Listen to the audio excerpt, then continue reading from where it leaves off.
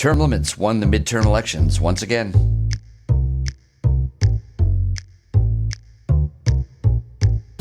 Hi, I'm Philip Blumel. Welcome to No Uncertain Terms, the official podcast of the Term Limits movement for the week of November 28th, 2022. Your sanctuary from partisan politics. At U.S. Term Limits, we're continuing to parse the midterm elections for results which affect our efforts to try to term limit politicians across the country. In a previous podcast, we discussed the record number of pledge signers that are now in office in both Congress and the state legislatures who are committed in writing to support specific term limits measures. In the mission to term limit the U.S. Congress, this is the most important metric. But term limits themselves are on the ballot across the country, too. We discussed the crowning victory of 2022, the imposition of term limits on the 16th state legislature.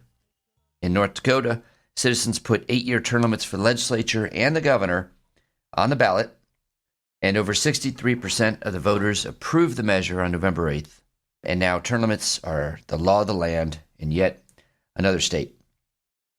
But we also counted 24 other term limits measures on the ballot across the country.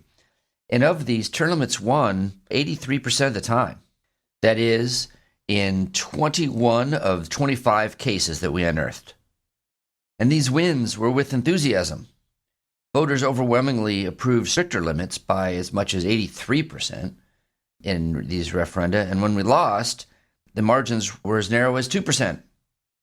There were term limits measures on the ballot in California, Colorado, Florida, Illinois, Maryland, Michigan, Ohio, Tennessee, and Texas. Clearly, term limits continue to sweep America. One election after the next, we see this result with handfuls of new measures that are mostly overwhelmingly approved. Just to give you an example of the kind of measures we're talking about here, choosing almost randomly from this page, the California case of Bakersfield, Measure J passed with 70.55% of the vote. This was a measure that called for a Board of Supervisor term limits. So 2 4-year terms, 8-year term limits passed with 70% of the vote in Bakersfield, California. One closer to home for me in South Florida is Deerfield Beach, Florida. Now, this was interesting because this was a case of the politicians putting a measure on the ballot that would weaken the existing term limits. The existing term limits, 8-year term limits, had been put on the ballot by citizens some years back. Politicians don't like them, old story there, and put a referendum on the ballot in order to weaken them. And this was shot down. 72.78% of the voters said, no, we like it just the way it is. That's not too surprising. And it's not surprising because the way that the measure language was worded, because it was straightforward. It basically said that the term limits are currently 8 years. This measure, if passed, would make them 12. Voters said no.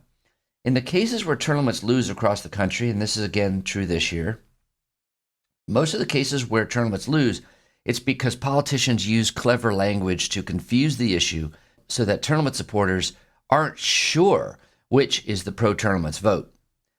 We talked in an earlier podcast also about the unfortunate loss in Michigan on a statewide measure where term limits were weakened there from 6 years in the House and 8 years in the Senate to 12 years in the House and 12 years in the Senate. That was made possible because this was not made clear in the language that this is what was going to occur. It was a very long measure with a lot of different types of features, including anti-corruption measures and restrictions on lobbyists and this, that, and the other thing. And mixed in that was the weakening of term limits. And even then, the language was not clear that this was what the measure would do. So to win against term limits, politicians have to be sly. But when the language is really clear, like it was here in Florida, the voters look at it, they understand it, they support term limits, and so the result you get is consistent with that.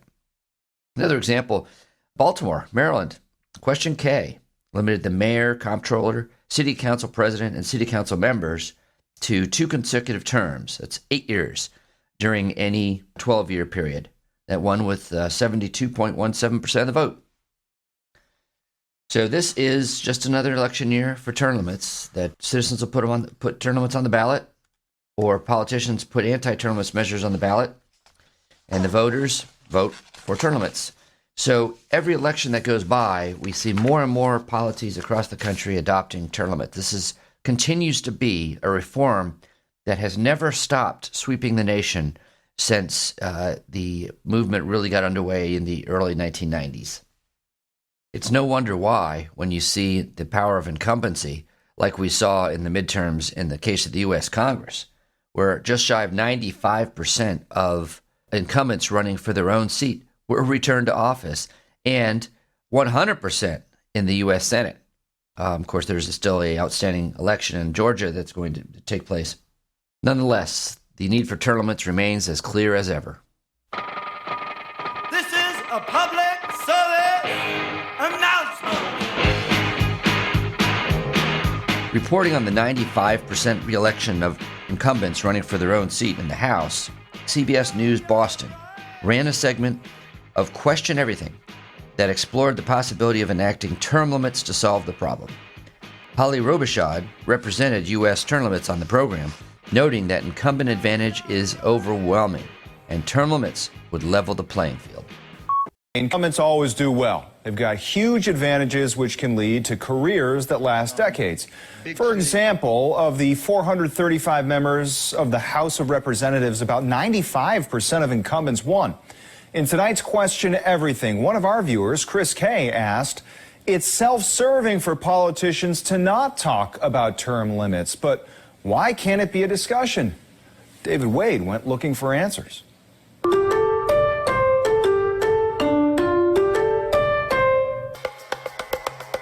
This is not your grandfather's Congress, or is it? Right now, we have the oldest Congress in history. The average age is 59. That's 20 years older than the average American. But this is not a story about age. It's a story about power. Power corrupts. BU Professor Thomas Whalen is a presidential historian and author. He says debate over term limits started with our forefathers. The Constitution did not call for term limits, thanks in part to founding father James Madison. James Madison argued fairly articulately that he said, well, wouldn't we be depriving ourselves of all these leaders' experience that they've acquired in serving their nation? So that argument seemed to carry the day. A win for experience, but how much is too much? Iowa Senator Chuck Grassley has been in Congress 47 years. Senator Ed Markey, 45 years. Chuck Schumer, 41 years. Senator Mitch McConnell, 37 years. Which would all be fine if the system is working. But is it? At the Deluxe Town Diner in Watertown, we met people who are hungry for change, like Dave Malozzi. Do you think the system right now is working? No. I don't know if anyone would say yes to that question. Megan, Elizabeth, and Heidi told me they fully support term limits. The system doesn't work, something needs to be done. So if term limits is that first step, then term limits is that first step. But this is, you're not supposed to make a career out of this. It's even more important at the Senate level because they're there 6 years. I reached out to every member of the Massachusetts delegation about term limits, and 4 responded. Senator Warren said she doesn't believe in term limits. Senator Markey said there are term limits. They're called elections. Congresswoman Ayanna Pressley said no to arbitrary term limits, but yes to real campaign finance reform. Congressman James McGovern said voters should be the one to decide how long elected officials serve. Obviously, none of them believe in term limits. Shocker. According to a recent poll, 80% of Americans want Congress to have term limits. 80%. And this is actually one of those issues where Republicans and Democrats and unenrolled all agree on it, that there should be term limits. Holly Robichaud works with U.S. Term Limits. The organization has worked for years for a term limits amendment. Holly says things have changed since our founding fathers wrote the Constitution. Well, they did envision what the campaign system has become. 90% of the money from PACs and lobbyists go to incumbents. It makes it almost impossible for a challenger to win. So by implementing term limits, you're creating a level playing field for people to go out there and get elected. I'm just a bill. Yes, I'm only a bill. Not to go all Schoolhouse Rock on you, but if you thought passing a bill was involved, A constitutional amendment takes 2/3 of both branches of Congress to vote yes, and then 3/4 of all state to ratify it. And given how divided our country is right now politically, that has a snowball's chance, and where, of succeeding. Yeah, we know where. Incredible. Strom Thurmond, before he died, was in state elected office or federal office for 70 years. 70?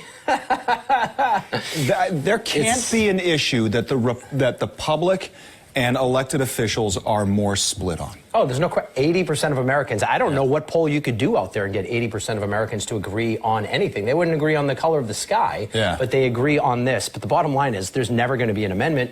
The people who would have to pass it are the politicians themselves. Even when you talk about the type of, you could have 2/3 of the states propose a constitutional convention, even then, it's the state lawmakers who would decide this. Yeah. It's never going to happen, and it's pretty upsetting for a lot of people. The mechanisms are gunked up, basically. Like the show? You can help by subscribing and leaving a 5-star review on both Apple and Spotify. It's free. Thanks for joining us for another episode of No Uncertain Terms. The term limits convention bills are moving through the state legislatures. This could be a breakthrough year for the term limits movement. To check on the status of the term limits convention resolution in your state, go to termlimits.com/takeaction. There, you will see if it has been introduced and where it stands in the committee process on its way to the floor vote. If there's action to take, you'll see a Take Action button by your state. Click it. This will give you the opportunity to send a message to the most relevant legislators, urging them to support the legislation. They have to know you're watching. That's termlimits.com/takeaction. If your state has already passed the term limits convention resolution, or the bill's not been introduced in your state, you can still help. Please consider making a contribution to U.S. term limits. It is our aim to hit the reset button on the U.S. Congress, and you can help. Go to termlimits.com/donate. termlimits.com/donate. Thanks. We'll be back next week. Find us on most social media at US Term Limits. Like us on Facebook, Twitter, YouTube, LinkedIn, Instagram, and now TikTok.